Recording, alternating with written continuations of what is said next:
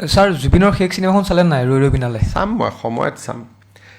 জুবিনক ডক্টৰে হাক দিছিল সাগৰত যাব, আৰু মই শুনা পাইছোঁ সেই চিনেমাখন সাগৰক লৈ, সেইকাৰণে মই যোৱা নাই। শেষত মই যাম জানুৱাৰীত, কিন্তু মোৰ কথাটো আছিল যে জীৱিত কালত জুবিন গাৰ্গক ডক্টৰে হাক দিছিল যে সাগৰত নাযাব।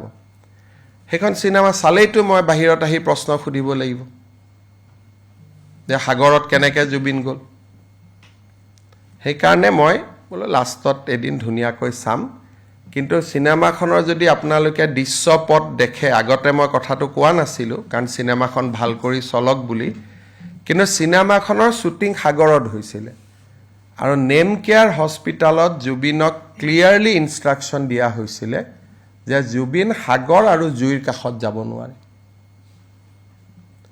গতিকে আপোনালোকেও এই প্ৰশ্নটো ক'তো কৰা মই দেখা নাই যে কেনেকৈ জুবিন সাগৰত গ'ল। সিদিনাখন চিনেমাখনৰ প্ৰযোজক মোৰ তাত আহোঁতে মই তেওঁক সুধিছিলোঁ যে শ্ৰীলংকাত আপোনালোকে জুবিনক কেনেকৈ সাগৰত লৈ গ'ল, কাৰণ মই দেখা নাই চিনেমাখন, কিন্তু সাগৰক লৈ হৈছেনে নাই। গতিকে মুখ্যমন্ত্ৰী এজনে চোৱাৰ পিছততো কথাটো ফাইলত লিখিব লাগিব। মই সেইকাৰণে শেষৰ ফালে চাম বুলি ভাবি থৈছোঁ, তেতিয়া আৰু কোনো হেৰি নাই। গতিকে আৰামত এদিন বঢ়িয়াকৈ চাই লৈ আহিম। আৰু জুবিনৰ চিনেমা চোৱা নাই কাৰণে মই পষ্ট মালনা দিও চাব নাই যোৱা, একেবাৰে লাষ্টত যাম গোটেইখিনি কৰি। কিন্তু এই কথাটো মোৰ মনত কুটকুটাই থাকে, মই এনে নকওঁ বুলি ভাবোঁ, কিন্তু তথাপিতো কুটকুটাই আছিল কাৰণে ওলাই গ'ল যে ইমান ডক্টৰে হাক দিয়াৰ পিছতো। এইকাৰণে যে মই যোৱাবাৰ কৈছিলোঁ এটা ইণ্টাৰভিউত যে জুবিনৰ ইনকুৱাৰীৰ পিছত আৰু এটা ইনকুৱাৰী হ'ব নেগলেক্টৰ ওপৰত,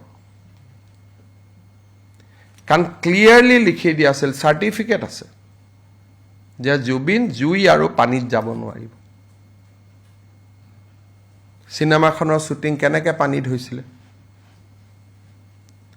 তাৰমানে জুবিনৰ জীৱনক লৈ বহুত দিন আগৰ পৰাই আমি বহুতে হেতালি খেলি আছিলোঁ,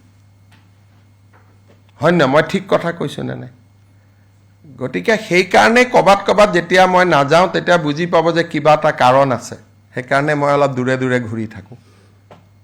বাকীটো আৰু কি আছে, মই চিনেমাখন চোৱা নোচোৱাৰ লগততো চিনেমাখনৰ জনপ্ৰিয়তা কম বেছি নহয় নে হ'ব?